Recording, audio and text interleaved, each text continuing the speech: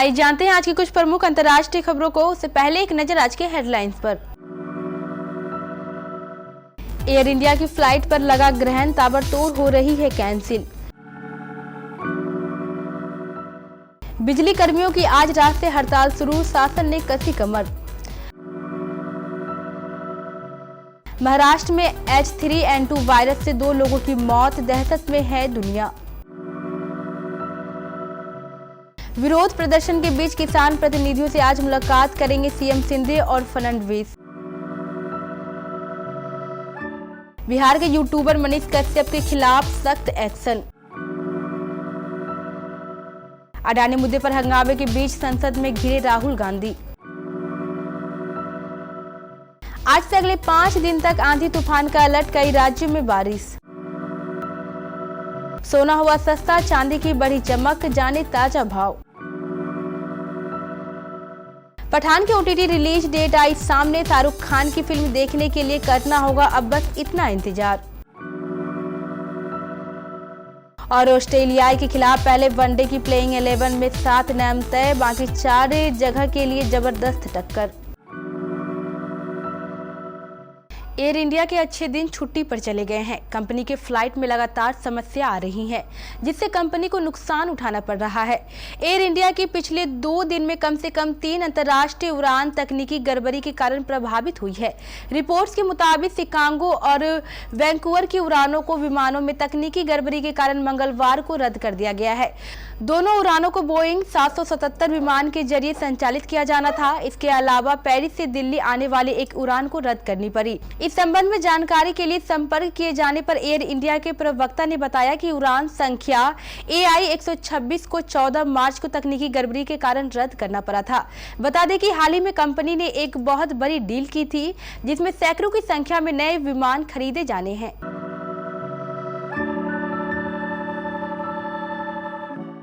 विद्युत कर्मचारी संघर्ष समिति ने आज यानी 16 मार्च की रात से 72 घंटे की हड़ताल का ऐलान किया है। वहीं सरकार ने भी सख्त रुख अपनाया है। समिति ने कल से ही कार्य बहिष्कार शुरू कर दिया था। बिजली कर्मियों ने 3 दिसंबर को ऊर्जा मंत्री की मौजूदगी में हुए लिखित समझौते को लागू करने की मांग को लेकर मंगलवार से आंदोलन शुरू कर दिया है। विद्युत कर्मचारी संघर्ष समिति ने आज यानी 16 मार्च को रात से 72 घंटे की हड़ताल का ऐलान किया है। समिति ने मंगलवार को लखनऊ से मिसाल जुलूस निकाला है। हालांकि उनके जुलूस को पुलिस ने पावर कॉर्पोरेशन के फील्ड हॉस्टल के बाहर नहीं जाने दिया। वहीं हड़ताल से निपटने के लिए सरकार ने पुख्ता इंतजाम किया है। महाराष्ट्र के स्वास्थ्य मंत्री तानाजी सावंत ने कल यानी बुधवार को कहा है कि H3N2 वायरस से संक्रमण से महाराष्ट्र में कम से कम 2 लोगों की मौत हो गई है। उन्होंने कहा है कि 23 वर्षीय पुरुष मेडिकल छात्र की पहली मौत अहमदनगर में हुई है और दूसरी मौत 72 वर्षीय व्यक्ति की नागपुर से हुई है और दोनों ही कोविड-19 पॉजिटिव थे और वे और भी बीमारियों से पीड़ित थे। इसके अलावा नागपुर से H3N2 के कारण तीसरी संदिग्ध मौत हुई है, लेकिन आधिकारिक पुष्टि की प्रतीक्षा है। सावंत ने कहा है कि अब तक राज्य में H3N2 रोगियों के 352 मामले सामने आए हैं, जिनका विभिन्न अस्पतालों में इलाज जारी है। महाराष्ट्र के किसान प्रतिनिधि मंडल अपनी 14 सूत्री मांगों को लेकर विरोध प्रदर्शन पर उतरे हुए हैं। उनके प्रदर्शन के बीच राज्य में मंत्री दादा भूसे और अतुल सावे ने किसानों से मुलाकात की है। इसके बाद उन्होंने बताया है कि किसानों की समस्याओं के समाधान के लिए मुख्यमंत्री एकनाथ शिंदे और उप मुख्यमंत्री देवेंद्र फडणवीस गुरुवार को मंत्रालय में दोपहर 3 बजे प्रदर्शनकारियों किसानों के प्रतिनिधियों से मुलाकात करेंगे। अपनी समस्याओं और दुर्दशा की ओर सरकार का ध्यान आकर्षित करने के लिए अखिल भारतीय किसान सभा और भारतीय कम्युनिस्ट पार्टी के नेतृत्व में चल रहे किसान मार्च निकाला जा रहा है। उन्होंने सरकार के आगे अपनी मांगों को रखने के लिए नासिक से मुंबई तक लंबा पैदल मार्च निकाला है।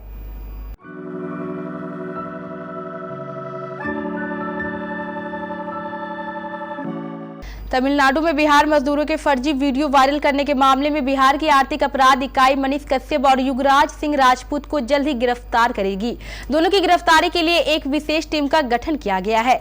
इन्हें पकड़ने के लिए पुलिस की टीम जगह जगह छापेमारी कर रही है। आपको बता दें कि दोनों के बैंक अकाउंट को फ्रीज कर दिया गया है।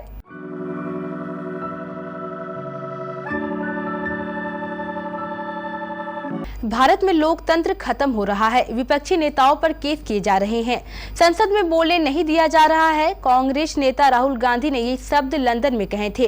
अब इन शब्दों को लेकर देश में सियासत तेज हो गई है। संसद के बजट सत्र का दूसरा चरण 13 मार्च को शुरू होते ही शोर शराबे की भेंट चढ़ गया। सदन की कार्रवाई शुरू होते ही सत्तारूढ़ पार्टी के सांसद राहुल गांधी के बयान पर बिखर उठे। वे देश का अपमान करने पर राहुल से माफी मांगने की मांग पर अड़े हैं। वही कांग्रेस ने माफी मांगने से इनकार कर दिया है। वह सरकार को हिंडनबर्ग से जुड़े अडानी मुद्दे पर भी घेरने पर जुटी हुई है। कांग्रेस अडानी मामले में जेपीसी संयुक्त संसदीय समिति जांच की मांग कर रही है।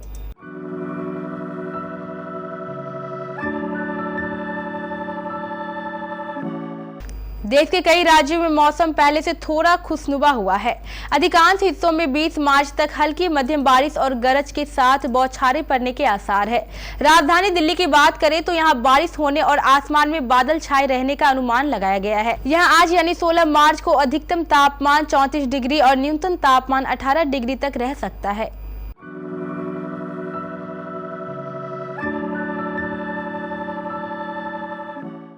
सोने की कीमतों में उछाल देखने को मिली है, तो वहीं चांदी के भाव में इजाफा हुआ है।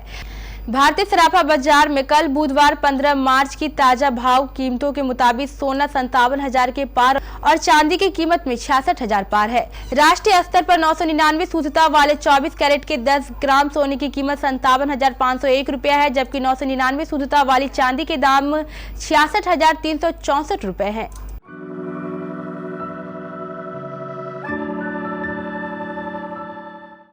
शाहरुख खान के फैंस के लिए गुड न्यूज आ गई है। ब्लॉकबस्टर मूवी पठान की ओटीटी पर रिलीज डेट आ गई है। सिद्धार्थ आनंद निर्देशित पठान को लेकर बताया जा रहा है कि फिल्म 22 मार्च को OTT platform Amazon prime video पर रिलीज होने जा रही है। इस तरह यह उन फैन के लिए किसी ट्रीट से कम नहीं जो अभी तक शाहरुख खान, दीपिका पादुकोण और जॉन इब्राहिम की फिल्म को सिनेमाघरों में देखने के लिए नहीं जा सके। पठान यशराज फिल्म के बैनर तले बनी एक स्पाई एक्शन फिल्म है। पठान में सलमान खान का कैमियो रोल भी है।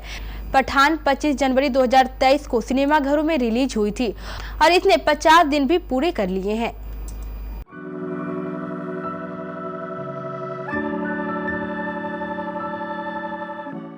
भारतीय क्रिकेट टीम के कोच और ऑस्ट्रेलिया के खिलाफ टेस्ट सीरीज में उतरने से पहले जिस तरह से प्लेइंग 11 कुछ जगहों पर भरने के लिए माथापच्ची करनी पड़ी थी, वैसे ही कुछ वनडे से पहले हाल है।